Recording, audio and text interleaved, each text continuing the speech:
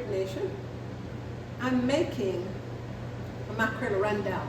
What is mackerel rundown? Mackerel, as you know, yes, it's a fish, but this is a salted version. So therefore, you use a fish, it's salted, and you have to wash it very well. You boil the salt out, you wash it several times to bring the mackerel to a nice, I would say nearly fresh, saltless mackerel. It was just a way of preserving the fish. However, this is a staple also for us, and the fish is delicious once you make it properly. So I add 4 tablespoons of oil, and I'm gonna take this stove down to medium low. This is sizzling, and of course onion. I added a small onion and about, I'd say 2 cloves of garlic. I add some scallion also. That'll be about, I would say 2 stalks of scallion. And I add, again just a little closer, I love my thyme. So I'm adding all of these in, and I'll be turning this up in a minute. Then as that is turning, I'm going to move this around. This is going to sizzle a little bit.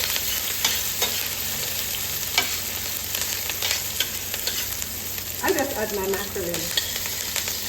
And it is the salted mackerel washed. And they say this is about 12 ounces of mackerel. However, it also was like a salty fish. Yes. So in most cases, they're telling you that when you buy a package of mackerel, that it is boneless. Always has bone in it. Always. So you just have to be careful. It's a delicious meal if it is prepared properly. So I have all of that combined, but in that, since the mackerel is washed to where it is not salty, I can add a little bit of seasoning just to bring up the flavor in the meal, the fish itself. So I'm just adding a little bit of seasoning. We have our garlic there already. I don't have to. I have enough time. But let me add now to this my favorite thing. And of course, as I've said before, this is allspice. I would have used this, but no, I choose not to because this is the pimento grain, but it's the allspice. The version of it I'm using, I don't need to add the grains. I guess you could say we had a customer at one of our restaurants, and guess what? He bit on one. And he came back into the restaurant to talk to me about it. And from ever since, I stopped using the grains. So it's just because of that experience. Now I'm adding in some bell peppers. You could say maybe a quarter of a bell pepper. Figure like this. And I have some tomatoes. I'm going to add this in here also. So I chopped 2 small plum tomatoes. You can use a big tomato. I always say to people, create the recipe as your own.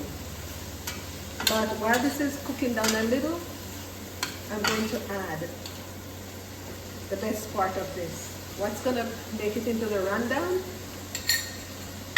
is my coconut milk. In this case, I'm using coconut cream, the cream part of the coconut milk.